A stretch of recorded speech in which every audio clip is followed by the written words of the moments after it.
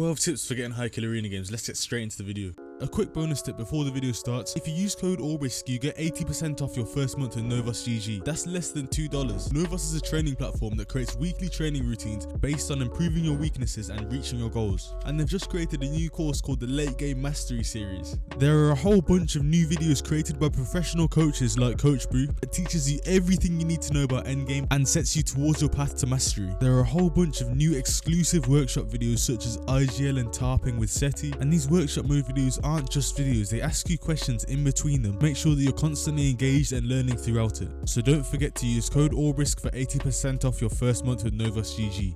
Make sure you find a central drop spot. Now, a central drop spot is anywhere apart from tilted towers. Please do not drop tilted towers if you're trying to get high kill games. I know it seems tempting, but it's really just not the place to go. You're gonna dive spawn so many times and it's just gonna be so tilting. Literally says in the name tilted towers, like you just shouldn't drop them. Make sure you warm up your aim. Like in arena, aim is the most important thing. So make sure you play Kovacs. Just train your aim before you get on. Make sure your aim is warm before you hop onto arena. At least if you're gonna do anything, just make sure it's aim. You need to be speedy when eliminating people. If you want to get those 20 kill arena games, you need to be fast. Like you can't be going around taking time with your fights because other people will be done with their fights by the time you want to be finished with your fight, while other people are still in their fights, so you can third party those guys' fights. Now, just because I said stay central with your drop spot, which means like Kovac Canyon, or I have no clue what these new drop spots, or like Risky Reels or somewhere like that, it doesn't mean stay center of zone. If you stay on the edge of zone, you'll be able to find a lot more isolated fights, which means that you won't get third partied by other players, and it's just a lot easier to finish off those players' fights. They are going to be a bit worse for players as well, because usually the best players all sprint to the middle and just have some massive third party fight going on over there. Like you don't want to be part of that. You'd rather just sit on the edge, picking off all the other players and making sure that your kill count goes up while you're not getting third partied, basically. If you want arena fights to feel easier, make sure to play 1v1 ranked realistics. Basically, if you want your arena fights to be a lot easier, play against better players in 1v1 realistics. 1v1 realistics, if you play against better players, it'll make arena feel like pubs, basically. Like if you play against god tier players and get destroyed by these players in 1v1 realistics and then hop straight into arena straight after, you're gonna just dog on everybody because they're not as good as the players that you've been versing in 1v1 realistics. And a lower sense than solo arena, a lower sense than arena is actually a lot better. Like if you look at Martaz, he plays on probably one of the lower senses I've actually seen, and he gets 20 bombs like it's nothing. Like low sense is actually so much easier to get 20 bombs in solo arena because you can just jump in and use your aim and just back on your aim, basically, instead of backing on your mechanics. When you are dropping at your drop spot, make sure to keep tabs on the players around you so you can see where they're landing and where they're going to fight. You're just making a strategy on how to eliminate everybody at your drop spot. You want to wait for those two people to fight, or let's say it's three, and then just jump in as soon as those players are low. So you just watch where they are, see which players are going to W key which players, wait for them to W key each other. Once you hear cracks happening, once you hear players starting to jump in, then you just hop into the boxes and just destroy everybody at your drop spot. That works a lot of the time. I use it all the time in solo arena. I just wait for the other two players to fight. Once I hear that they're getting low, I'll just start to jump in, pressure them with my SMG and just start spraying a lot. It works every time, trust me.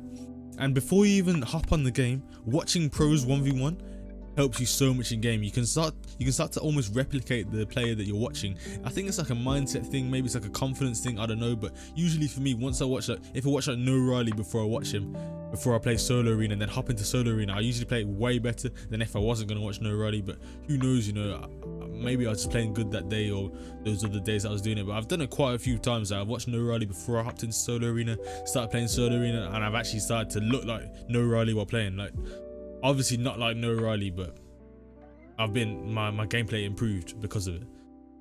Make sure that you're warmed up enough so your mechanics become second nature, so you don't have to focus on yourself when playing. The worst thing you want to do is focus on yourself when playing. When you're 1v1ing a player, or like 1v2ing, you want to be focusing on the player that you're 1v1ing. You want to be focusing on what he's gonna do next, what he's done previously, and what he's doing currently. What he's gonna do next, so you can basically predict where he is, pre-piece control him, jump into his box, like get an angle on him before he gets to the area, get some pre-wall places, cone above the wall to cone him off. What he does before, so you know what he's going to do after. Let's say he does like to run away a lot, then you know that every time you hit him, he's going to try and run away. He's going to try and get you on those defensive off angles, and he's a defensive player. But if he likes to aggress all the time and you hit him and he keeps aggressing and keeps aggressing, you know that guy's an aggressive player. You know how to counter that now. And yeah, just watching your opponent is always better than watching yourself while playing. Now, in actual game, play to your strengths.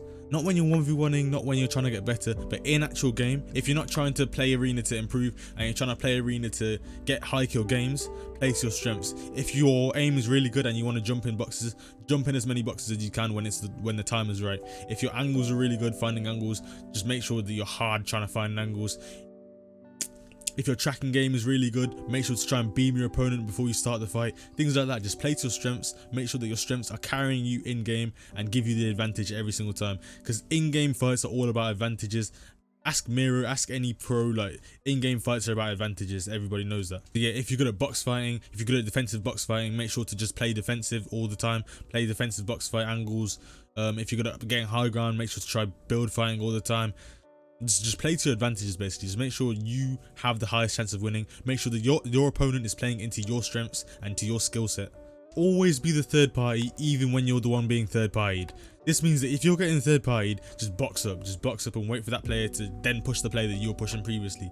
So now you're the third party, and if it happens again, do the same. Just box up, wait in a cone or something. When that player jumps up to try and get the opponent, mantle up or something, I don't know, just be the third party, be the third party. It's just so much easier when you are the third party.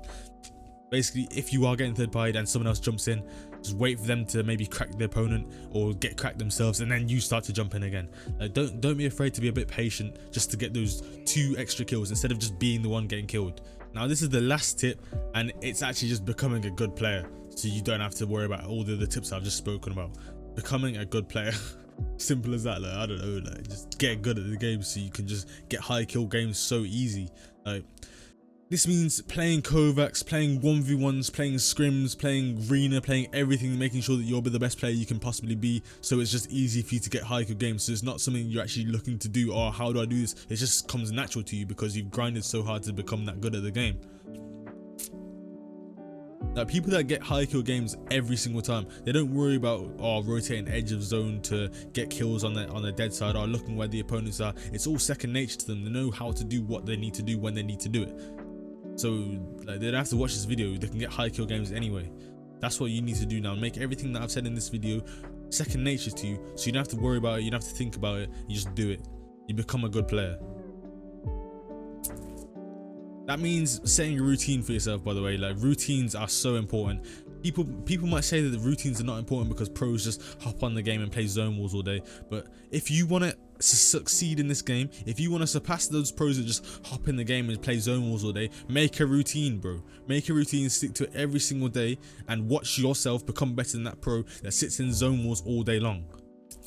And make sure part of your playstyle is to jump in players' boxes. Like, you might look over the fact that jumping in players' boxes is like, oh, that's so bad, you're a controller player. If you jumping in players' boxes is literally one of the best skills in the game. Look at Rezon, bro. Rezon literally has his whole playstyle around jumping in kids' boxes, making sure that he has all the advantages, so when he jumps into that kid's box, he's winning that 50-50. It's not a 50-50, it's like a 70-30 or a 90-10. Some cases literally a 99-1%, because Rezon is just that good at the game.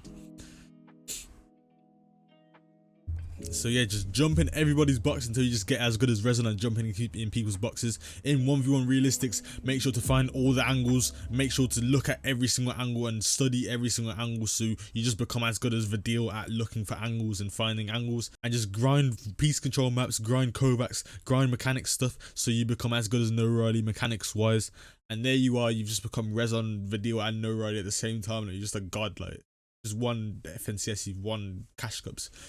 Forget that high kill game, bro. You've won World Cup, fam. Anyway, I think I got a bit too carried away at the end there. But yeah, thanks for watching the video, boys. If you did enjoy the video, make sure to like, comment and subscribe. Peace.